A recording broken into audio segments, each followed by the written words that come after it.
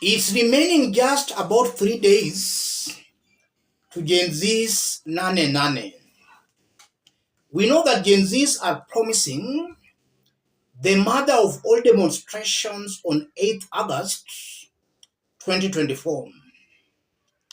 But as we wait for that, there is a disturbing message coming from Jakaranda. Let's listen to this. Wachaneni kutusupport, muzi tu support. Hatutaki support yenu. Hata tutaki. Support moja ndio tunataka hii Afrika. Hatutaki. Ya EU peke yake. Invita kama tutaki. Raila hataki support yetu.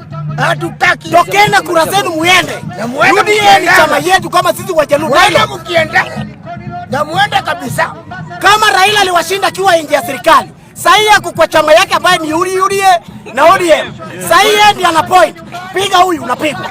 Chapa huyu unachapwa. Shika huyu unashikwa. Nani anataja Raila sasa hivi? Alileta mpaka azimio la umoja ili Wakenya waungane pamoja. Wakakataa.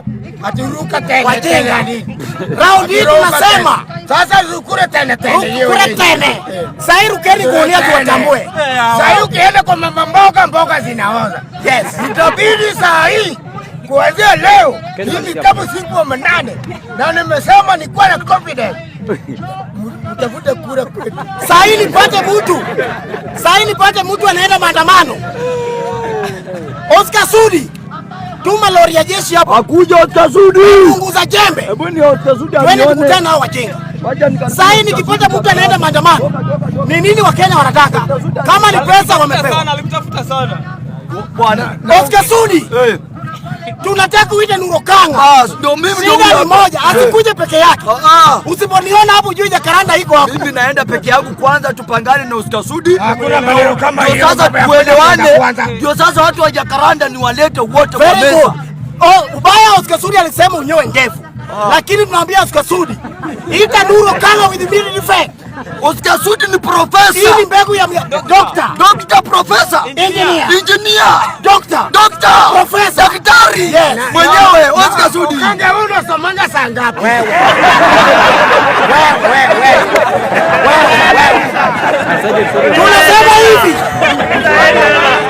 Tunasema hivi.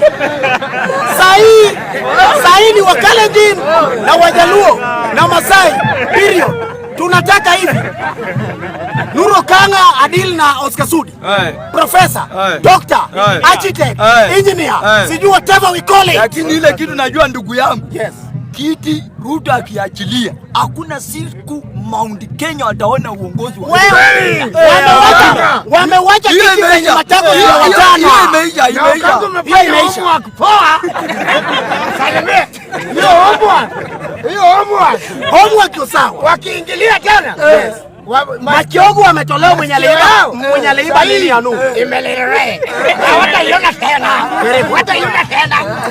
Uongozi iko Nyanza. Baba Raila Odinga. Bomoa hiyo nyumba. Mwenye aliiba Max ya Nurokanga. Nurokanga kuna akili si mtu wa kupata foa. Nilimfuta kazi immediately. Machogu nilimfuta. Wewe nunua Wilbur kuja chonga mimi wacha. Badala nipe 500. Anaibia Nurokanga mtiani. Badala nipe 500 ananipea. Mimi ningepata 500. Machogu nyumbani. Huyu ni mtu mwenye akona akili ya Mjaluo. Amenyoa kama Mjaluo. Akona ndevu kama Mjaluo. Sikutaka niibie KCC. Wanamala kutolewa. Wajinga nyinyi. Sikutaka niibie KCC. Ndio maana akapelekwa nyumbani. Mwambie kwa kisasa. Machogu. Yes. I'm telling you in English. Very good. I'm not here to entertain you. Very good.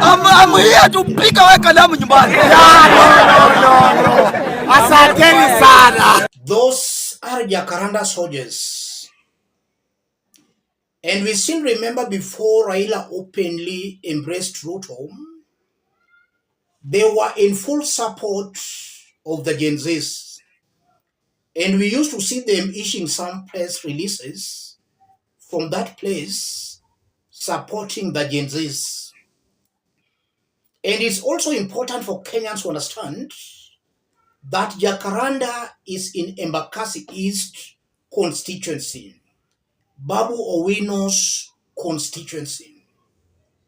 Babu Owino has been against the alleged handshake between Ruto and Raila, but about 1 day or 2 days ago, we saw Babu Owino sharing some photos of him and Raila Odinga.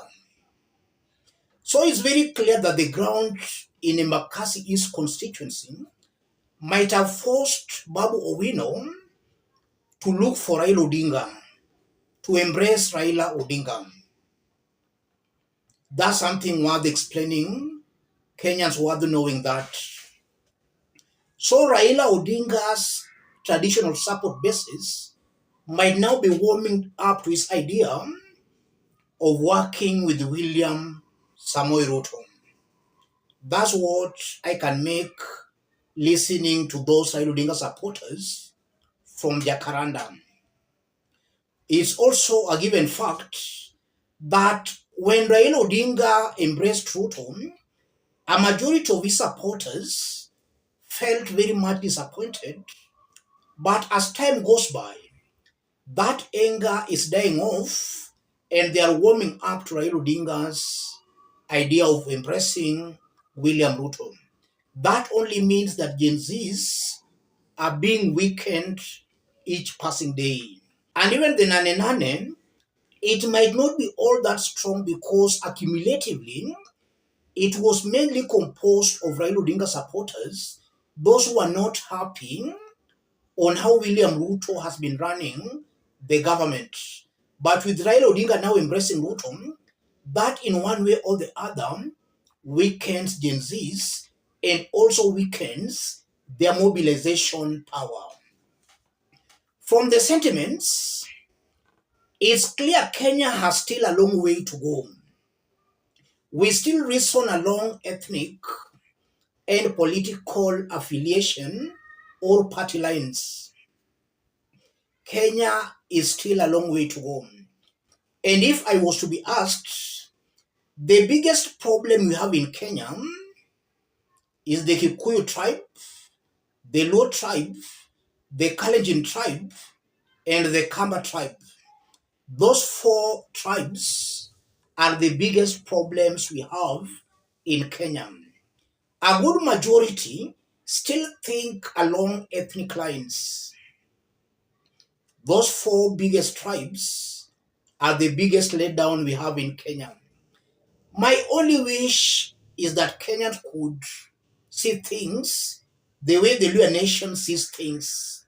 Luyas don't vote along ethnic or party lines, but they vote for a person based on what that person can do.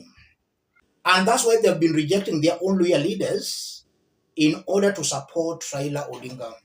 So Luyas are miles ahead of these other big tribes in Kenya. And my only hope and wish is that Kenyans can borrow some wisdom from the Luya nation. We should stop these ethnic votings and these political party affiliations and party lines. If we can look at things the way the Luya nation looks at them, then as a country, we could be miles ahead. I'm saying that because look at Raila Odinga, William Ruto, Kalonzo, Rigathi Gachagua. From the look of things, Raila will most definitely work with Ruto unless something drastic happens. Kalonzo is warming up to work with Rigathi unless something drastic happens. Rigathi is a worse off version of Ruto. So Rigathi will be worse off than William Ruto.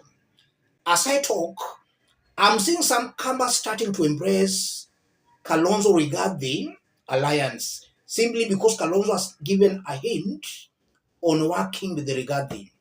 And it's also clear Raila Odinga supporters have also started embracing Ruto because of Raila Odinga. So at the end of the day, we will be back to square one. Ethnic balkanization and ethnic voting. Very, very unfortunate. I just hope that Kenyans could one day wake up to this reality. That these ethnic balkanizations are only benefiting the politicians. Kenyans, the people, the poor, the hustlers are not getting any benefits as a result of these ethnic affiliations. And even before I conclude, since independence, we have seen two ethnic communities dominating against other communities. And they have just been rotating power between themselves. I consider that as an injustice. So any alliance that is still perpetuating these two ethnic communities' domination against other Kenyans, in my honest opinion, those are alliances that should be avoided. But to the big question again, do Kenyans have another option? Or are we going to be forced to choose between a lesser evil of the two evils? The two evils of Rigathi and Ruto. Are we going to be forced to choose a lesser evil? Let me hear from you on the comment section. Any person watching us outside Kenya, drop a comment, let us know from which part of the globe you are watching us from. If possible, subscribe, give the video a like. The remarks from Jacaranda confirms Kenyans are still thinking along ethnic and political party lines.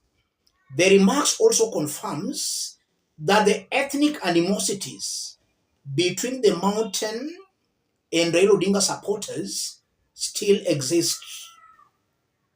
That's what Gen Zs wanted to cure. How I wish Kenyans could have taken the Gen Z route. Let's meet in our next analysis. Thank you. God bless you. God bless Kenya.